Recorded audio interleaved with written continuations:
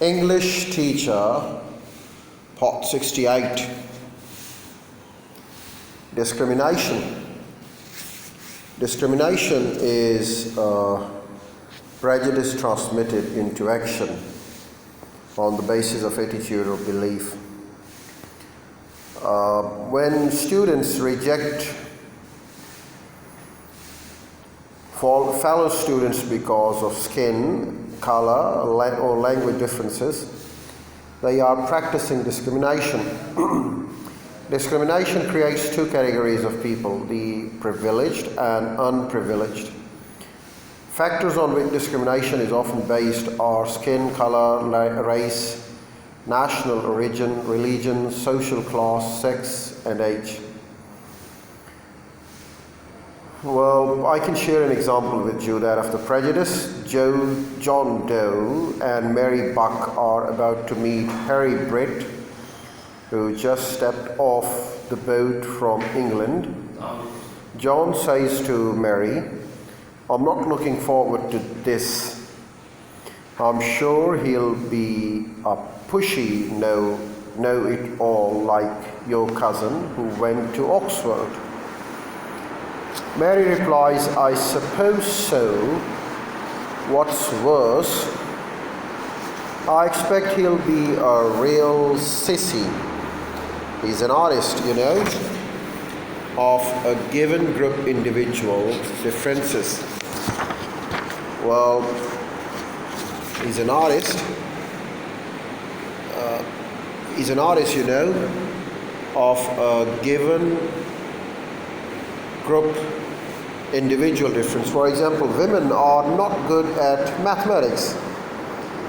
Stereotyping may occur in textbooks or in teaching methods as well as in conversation, and it may be positive or negative. Wherever or however it occurs, it should be regarded as dangerous and replaced by a more open attitude. Self-fulfilling prophecies and scapegoating. The prejudiced people try to prove their invalid stereotypes and faulty generalization by seeing in the world only what they want to see. Stereotypes used as an excuse for neglect, cruelty, or attack may become a self-fulfilling prophecy.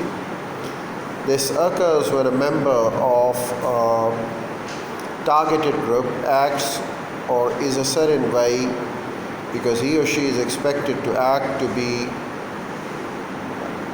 be a certain way. Some people seem to need scapegoat in order to deal with personal problems,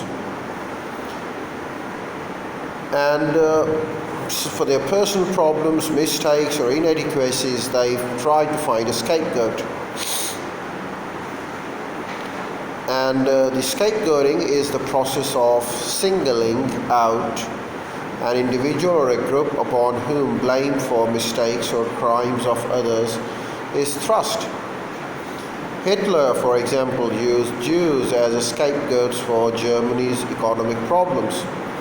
Even today, some people try to scapegoat certain groups, for example, welfare recipients, for the country's economic and social problems. Approaches to change. Cross-cultural, anti-racist, and anti-discrimination education seeks to change the attitudes of the prejudiced people towards one another. Acquiring information about different cultures is not usually enough.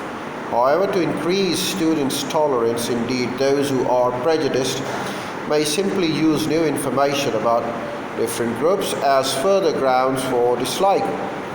To address the roots of the problem, you might begin by deepening your working relationships with other teachers who face similar problems. Talk frankly with them about issues, share ideas and materials. Where possible, cooperate in providing heritage and alternative language programs, arrange for professional development, and collaborate with parents or others in community. You can extend your own and your students' positive or others in community who can extend your own and your students' positive experiences of different groups. At the same time, use classroom experience to help students of both dominant and minority subordinate groups to learn the skills they need for living and working in a dominant community. That is, teach them how to